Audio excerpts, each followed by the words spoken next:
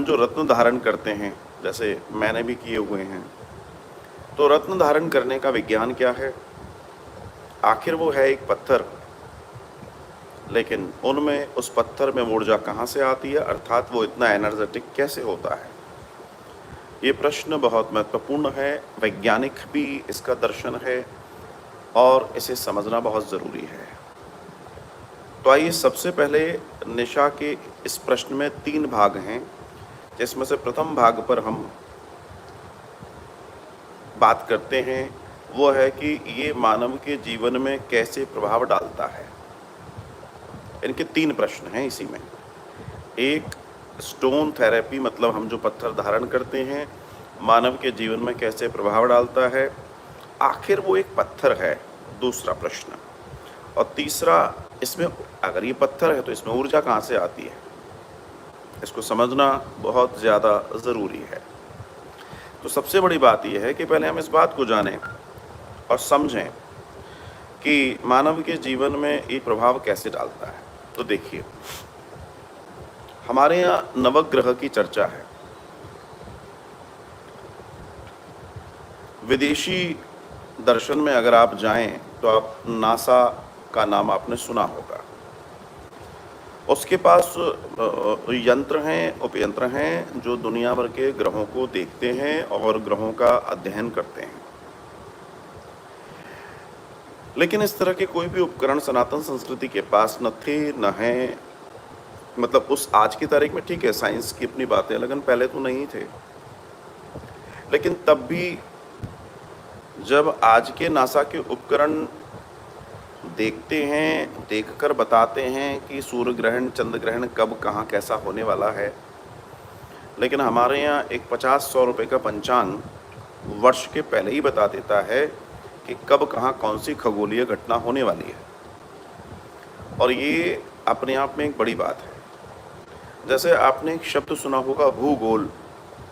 भू बोलते हैं पृथ्वी को, गोल मतलब गोलाकार। हमारे यहाँ भूगोल शुरू से पढ़ाया गया, भूगोल पढ़ाया जा रहा है। जब ये खोज नहीं हुई थी कि पृथ्वी गोल है, कैसी है, क्या है, तब भी हमारे यहाँ भूगोल की चर्चा थी, अर्थात भूगोल है, ये चर्चा रही है, हजारों सालों से रही है। तो मेरा कहने का तात्पर्य है कि हमारा विज्ञान इतना महान और इतना श्रेष्ठ है, जिसके बारे में जितना कहा जाए उतना कम है। तो प्राचीन ऋषि मुनियों ने देखा कि जब जातक जन्म लेता है तो उसके जीवन पर इस सौरमंडल के प्रत्येक ग्रह का प्रभाव होता है, क्योंकि हम एक सौरमंडल का अंग हैं, उससे हम परे नहीं हैं। तो कई बार चीज़ें अनुकूल होती हैं, कई बार चीज़ें प्रतिकूल होती हैं।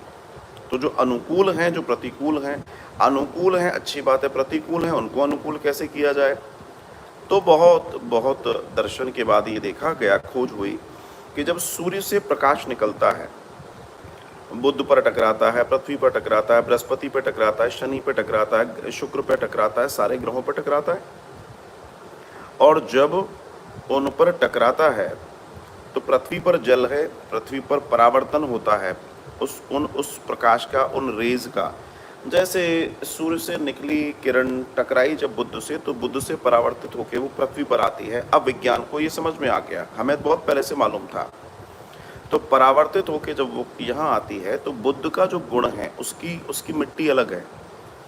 हर जगह की मिट्टी का अपना गुण होता है। जैसे पृथ्वी पर भी पाई जाने मिट्टियों के हजारों प्रकार हैं, ऐसे ही वहाँ की मिट्टी, वहाँ का अपना दर्शन, वहाँ के अपना ओज, खनिज, लवण आदि इत्यादि। तो मान लीजिए हमें बुध के लिए पन्ना पहनना है, जैसे ये मैंने पन्ना ग्रीन कलर का पहना हुआ है। तो अगर हमने पन्ना पहनना है, पन्ना क्यों पहनना है? क्योंकि हमारा बुध प्लेनेट की तरफ से जो ऊर्जा हमें चाहिए थी, वैसी ऊर्जा हमारे पास नहीं है। हमारी कुंडली बोलती है, जब हमारे शरीर की रचना हुई तो ये नवग्रह सौरमंडल का असर इस शरीर पे रहा। तब हम क्या करते हैं, वो जो ऊर्जा है जो सूर्य से बुध पर जा रही है, बुध से पृथ्वी पर आ रही है, उसको हम ग्रहण करना चाहते हैं, क्योंकि हम उसको बैलेंस करके अपने आप को श्रेष्ठ बनाना चाहते हैं। इन दैट कंडीशन ये जो स्टोन हैं, ये स्टोन एंटीना का काम करते हैं। आपका दूसरा प्रश्न था कि आखिर वो हैं तो पत्थर ही, लेकिन क्षमा कीजिए, पत्थर तो आपके मकान में भी लगे हैं, उनके रत्न आप नहीं बना सकते। पत्थर तो आपके घर के आसपास भी बहुत पड़े हैं, लेकिन वो पत्थर और इस पत्थर में ज़मीन आसमान का अंतर है। वो इतना बड़ा पत्थर 10, 20, 50, 100 रुपए का हो सकता है, ये इतना सा पत्थर हज़ारों और लाखों का भी हो सकता है। इसलिए हम इस चीज़ को हमेशा से समझें कि कोई भी चीज़ का अपना एक गुण है। जैसे बहुत सारे लोग हैं, दिखने में सब इंसान हैं, पर कोई बहुत इंटेलिजेंट है, कोई बिल्कुल भी ज्ञान नहीं रखता। तो हम ये तो नहीं कह सकते आखिर सब इंसान हैं। सबकी अपनी-अपनी श्रेष्ठता है, सबका अपना-अपना गुण है। तो गुण के अनुसार बातें होती हैं, एक दर्शन। दूसरा दर्शन, आपने कहा उसमें ऊर्जा कहाँ से आती है? तो उसमें ऊर्जा आती है उन ग्रहों से जिन ग्रहों की ऊर्जा का परावर्तन पृथ्वी पे हो रहा है।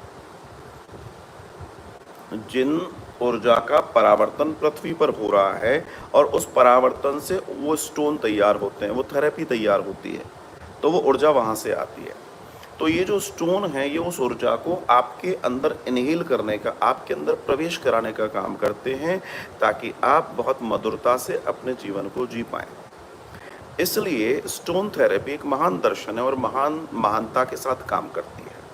लेकिन इसमें भी विशेषज्ञ का होना बहुत ज़रूरी है। एक विशेषज्ञ जो इस बात को जान पाए कि नहीं, इसके लिए ये उपयुक्त है, ये उपयुक्त नहीं है। हमारे पास भी जब अपनी डिटेल भेजते हैं, हम भी बहुत सारे लोगों को स्टोन थेरेपी के बारे में बताते हैं, उन्हें बताते हैं कि आप ऐसा कर सकते हैं, ऐसा नहीं कर सकते। तो उसको स्टडी करना पड़ता है। ब्रीफ स्टडी करने के बाद उन पर चर्चा होती है। तो ये वो दर्शन है निशा चक्रवर्ती जो आपने पूछा। आई होप कि इस प्रश्न के द्वारा बहुत सारे लोगों का लाभ हुआ होगा। तो स्टोन थेरेपी बहुत तेज़ी से काम करती है, अगर विशेषज्ञ ने सही से जांचा और परखा है तो आपके लिए वो लाभकारी है। जैसे आप डॉक्टर के पास गए, अगर उन्होंने नब्ज़ सही पकड़ा आ गई तो उन्होंने दवा सही लिख दी, तो फिर दवा काम कर जाती है। ठीक, ये भी मेडिसिन ही है, इसको स्टोन थेरेपी बोलते हैं। धन्यवाद।